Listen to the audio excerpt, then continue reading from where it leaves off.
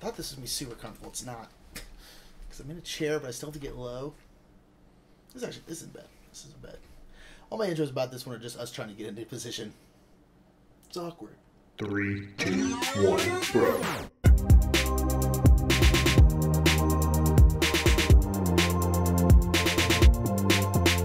What's up, everybody? My name is Nick Murphy. I'm one half of the Brothers Murph, and this is What's on That Shelf, where we go through our various shelves that we have of board games and talk about the various games.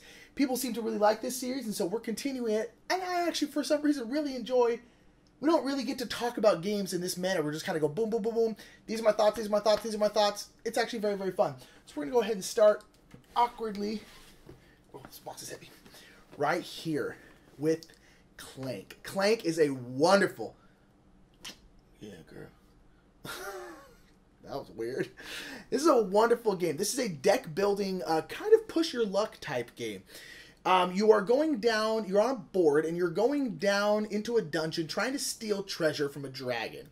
At the end of the game, whoever's the most treasure wins. And treasure can come in terms of artifacts, and comes in terms of beautiful idols, and jewels, and dragon eggs, and money, and all these different things that give you points. But ultimately, it's a deck builder, and you're pushing your luck because you're trying to go down, down, down, down, down into the dungeon, but then you have to go back up, up, up, up, all the way out. Well, you have to go all the way out, but you need to get at least halfway out.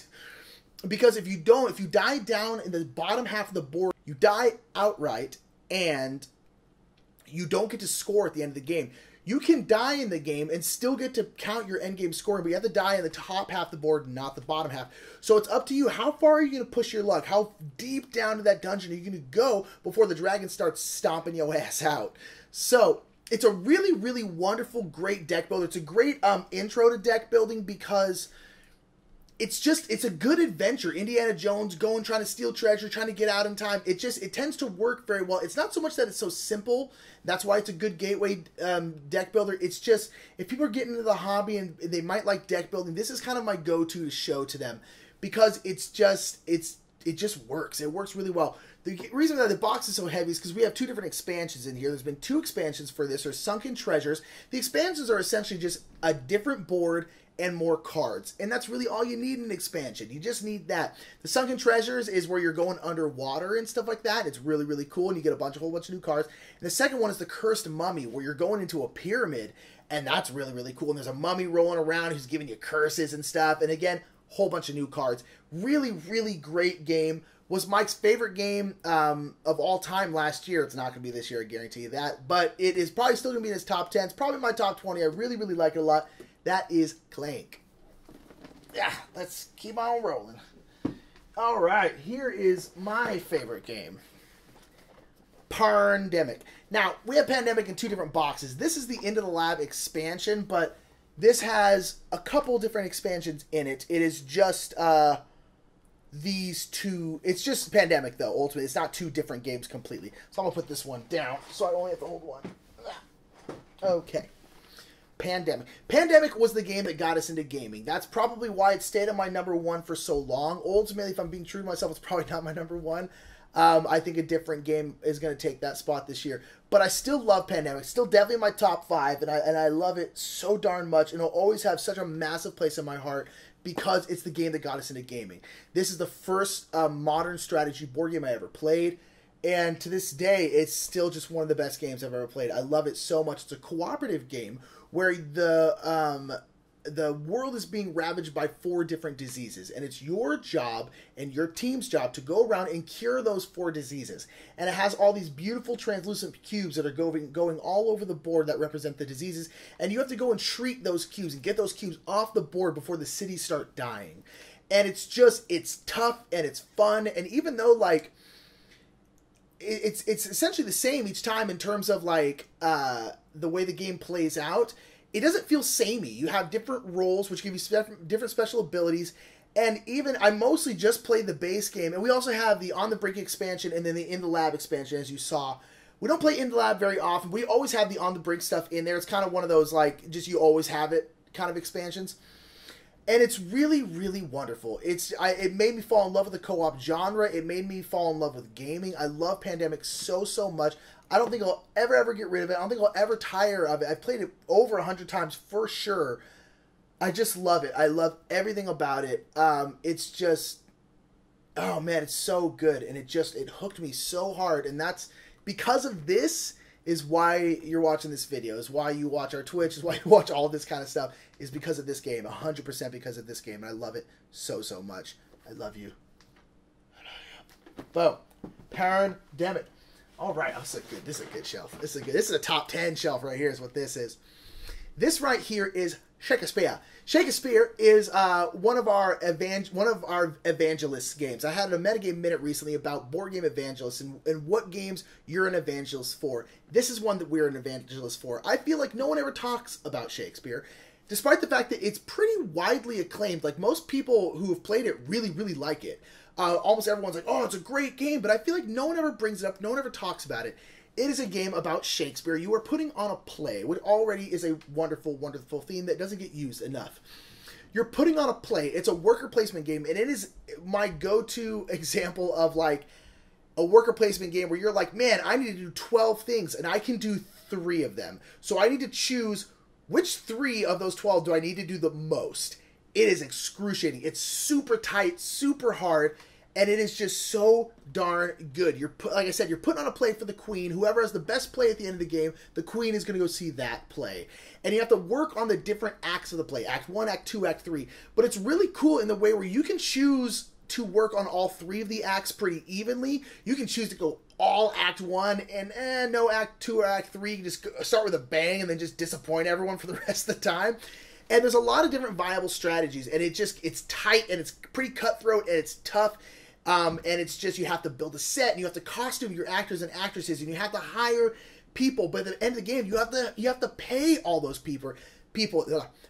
And man, if you can't, that ain't gonna be good for you. That ain't gonna be good for you. You need to pay your people. And it's just such a good game that I feel like no one ever talks about, and they really should, because it's so good. And on top of that, it's gorgeous. It is a beautiful game. The art, I don't know who this artist is or if they have any other games, but the art is outstanding in it. And it's just, oh, it's so wonderful. It also has a little expansion called Backstage. It's just a little deck of cards, like $12, something like that. And that expansion packs a freaking punch. It is, in my opinion, the best small expansion, or the small expansion that makes the biggest impact on the game, at least that I've played. I really like it with that expansion. But even without the expansion, it's really great. If you love worker placement, if you love excruciating games, pick it up. It's wonderful. Oh, so good.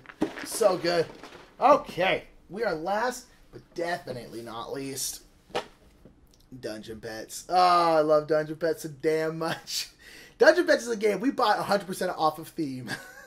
Dungeon Pets is a decently heavy worker placement game. We like worker placement game. If you have watched any of our What's on the Shelf, it's almost always chock full of worker placement games. Dungeon Pets is a worker placement game by Vlada Chvatil in Czech Games Edition.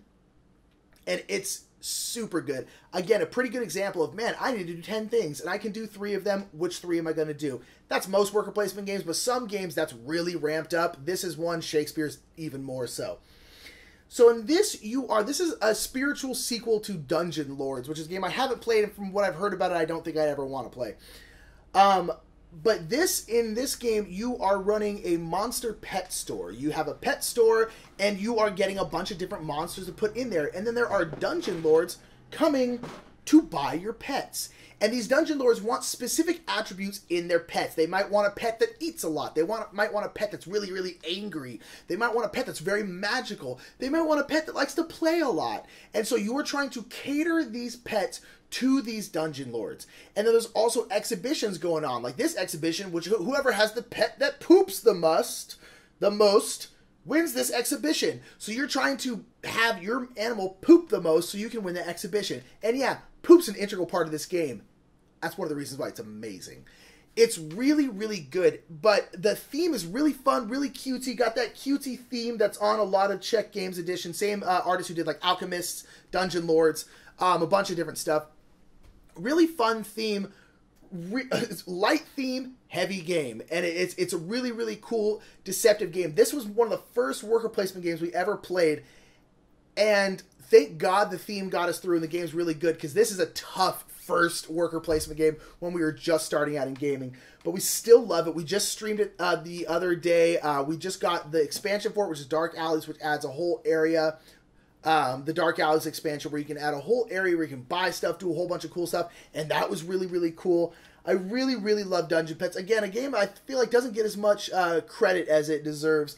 It's kind of divisive, Dungeon Pets, but we really, really like it. I love it so much. It'll probably be in my top 10 again. It's wonderful.